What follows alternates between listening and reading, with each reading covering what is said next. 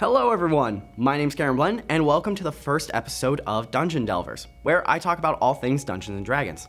This includes adventure modules, new source books, unearthed arcana, and so much more. But before we go into all of that, I think we need to start somewhere a little simpler. Simpler being put mildly, of course. So today, I'll be breaking down the process of character creation. First things first, you'll need to talk to your dungeon master on what rules they'll be using for character creation. These rules include how you level up, if you roll for your health or just go with the average, and how they'll be getting your ability scores. For leveling up, the DM can choose to go with experience points or milestones. Experience points makes it more or less a grind fest, while milestones allows the DM to choose the pace. When it comes to HP, fixed allows you an average number with no outrageous numbers in the positive or the negative.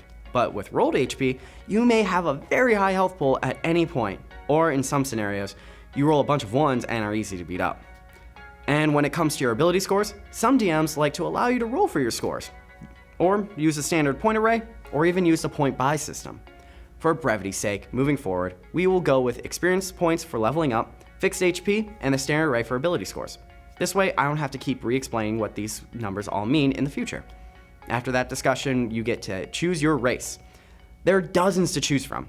These can be a human, goblin, elf, dwarf, or an orc for those classic and iconic fantasy races, or you can go a little out there with a turtle, furball, changeling, or a bugbear. All of these races have natural born abilities, giving them unique and fun ways to play.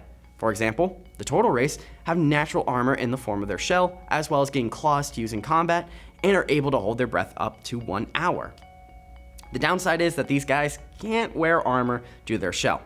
Now, for most races, they have what are called sub-races. One of the most notable are the elves and the tieflings.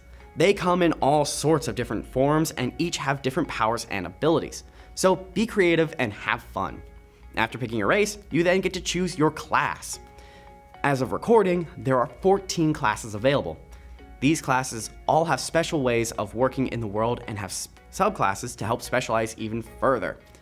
These classes are Artificer, Barbarian, Bard, Bloodhunter, Cleric, Druid, Fighter, Monk, Paladin, Ranger, Rogue, Sorcerer, Warlock, and Wizard.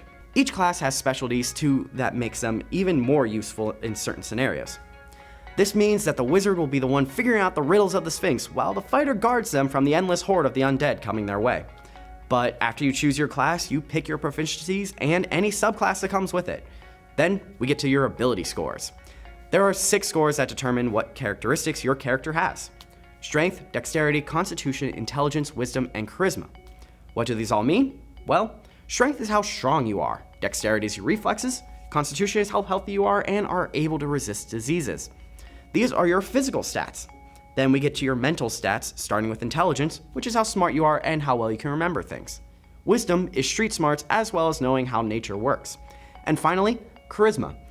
It is how well you can speak and how commanding of a personality you have. This one is often misunderstood in almost every game. People usually associate it with good looks. Now, you can have a high charisma and be good looking. The two just aren't directly connected. Generally, when choosing what stats should be highest, it all depends on your class.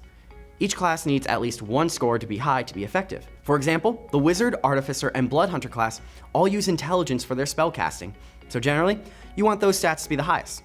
Granted, the Artificer and Bloodhunter are hand-to-hand combatants, so they might have Intelligence as their second highest stat, so their Strength or Dex can be the highest if they plan to use weapons more than magic. After ability scores, you choose a background. This is to add tools, extra skills to your list, as well as adding some flavor to your character. After you pick the appropriate equipment for your class, you are all set and the game really begins. Out of combat can be basically anything, to insulting town guards, bribing a bard to sing songs about you, or convincing a shopkeep that you're their long-lost child and that you demand years of missed allowances right this second. But when it comes to combat, there are 4 things you can do: movement, action, bonus action, and reaction. Reactions occur on others' turns, while the other 3 happen on yours. Each round of combat occurs in 6 seconds, so keep that in mind when casting a spell that has a time limit or a casting time.